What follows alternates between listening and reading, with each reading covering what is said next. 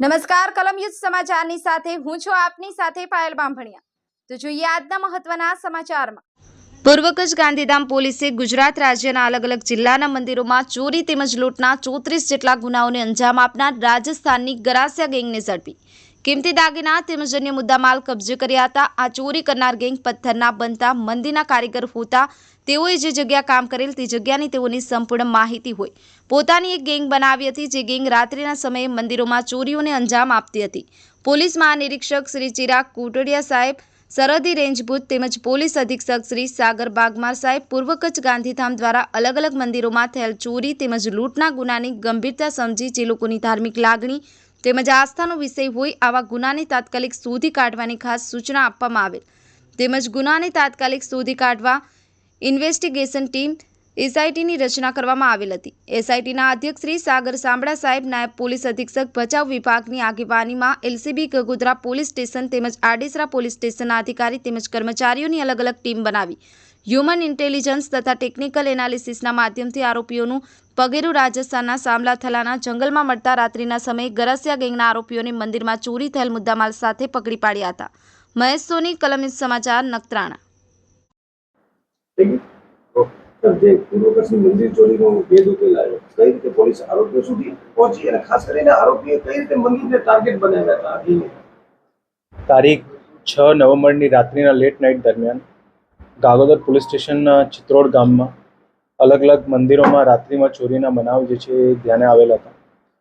જે બનાવ ધ્યાને આવેલા તાત્કાલિક પોલીસ દ્વારા એને શોધવા માટે અલગ-અલગ ટીમો બનાવવામાં આવેલી હતી।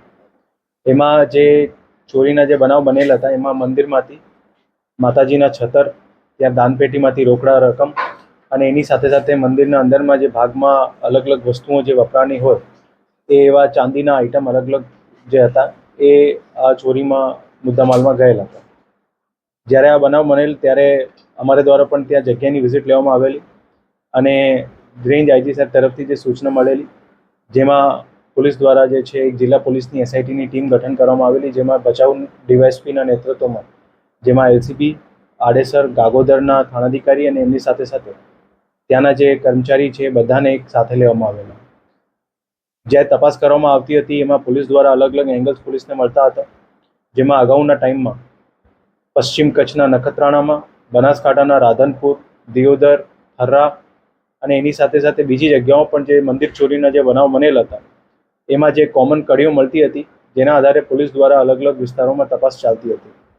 મીનવાઇલ જ્યારે તપાસ ચાલતી હતી ત્યારે કાનમેર જે ગાગોદર પોલીસ સ્ટેશનમાં આવે છે ત્યાં પણ રાત્રિના દરમિયાન અલગ-અલગ મંદિરોમાં ચોરીના બનાવ બનેલા હતા અને એમાં બંનેમાં જે કોમન કડીઓ હતી ને એની સાથે સાથે જે બીજા બનાવો બનેલ જે કોમન કડી હતી બધી એંગલ્સ પોલીસ દ્વારા તપાસવામાં આવતા હતા, જેમાં વિસ્તારના અલગ-અલગ CCTV, technical surveillance, human intelligence અને એમાં જે વસ્તુઓ મળતી હતી જેમાં એક વસ્તુ ખાસ ધ્યાનમાં આવેલી કે જે મંદિરોમાં ચોરી થયેલી છે એમાં જે લોકો એમાં સંકળાયેલા હોય એ જૂના અહીંયા વિસ્તારના જાણકાર હોય અથવા તો મંદિરોમાં કામ કરેલા હોય એવા લોકો હોય, જેના આધારે પોલીસ દ્વારા રાજસ્થાન સુધી પહોંચવામાં એક સફળતા મળેલી। ત્યાં રાજસ્થાન પોલીસની મદદથી અને ત્યાં જે ઉદયપુર અને સિરોહીનો જે જંગલ વિસ્તાર છે ત્યાં જંગલોમાંથી અમારે કચ્છ જિલ્લા પોલીસની ટીમ ત્યાં રાત્રિ દરમિયાન જંગલમાં જઈને આ જે ઓવરઓલ આરોપીઓ પકડવામાં આવ્યા છે, જેમાં અત્યાર સુધી ટોટલ 6 આરોપી પકડવામાં આવ્યા છે। 6માંથી 5 જે છે ત્યાં રાજસ્થાનના ગરાસિયા ગેંગના સભ્ય છે અને એ સભ્યોમાંથી અમુક સભ્યોને ત્યાં રાત્રિમાં જંગલોમાં પકડવામાં આવ્યા। જે કામગીરી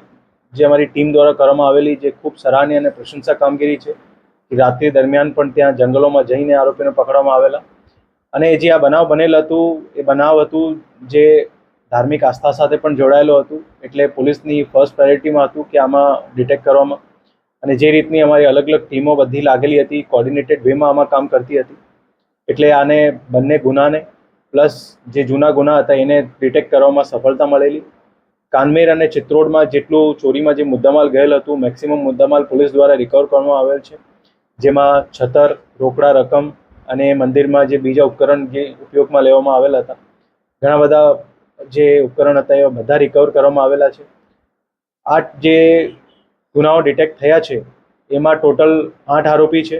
8માંથી 6 પોલીસ દ્વારા પકડવામાં આવેલા છે, જેમાં એક સોની વેપારી પણ છે જેના દ્વારા મુદ્દામાં લેવામાં આવેલા હતું અને જે આરોપીઓ સાથે અગાઉથી સંકળાયેલું હતું 2 આરોપી છે એ પકડવાના બાકી છે. એમને પકડવાની તજવીજ પોલીસ દ્વારા અત્યારે ચાલુ છે.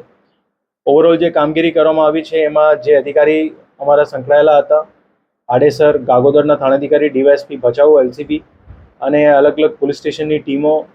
એ બધાએ દ્વારા જે કામગીરી કરવામાં આવી છે એમાં જિલ્લા પોલીસ દ્વારા એ બધા અધિકારી અને કર્મચારીને 25,000 રૂપિયાની રોકડ રકમ પણ આપવામાં આવી રહી છે. અને એની સાથે સાથે ઓવરઓલ જે આમાં ડિટેક્શન થયું છે એ ડિટેક્શનમાં જેટલા અલગ અલગ એંગલ્સ પોલીસ દ્વારા તપાસવામાં આવ્યા, એ એંગલ્સ છેલ્લે એક બહુ કોર્ડિનેટેડ વેમાં આરોપીઓ સુધી પહોંચવામાં સફળતા મળી છે. અને જે ઝડપી રીતે પોલીસ દ્વારા કામગીરી કરવામાં આવી એ કામગીરી ખૂબ સરાહના પાત્ર છે.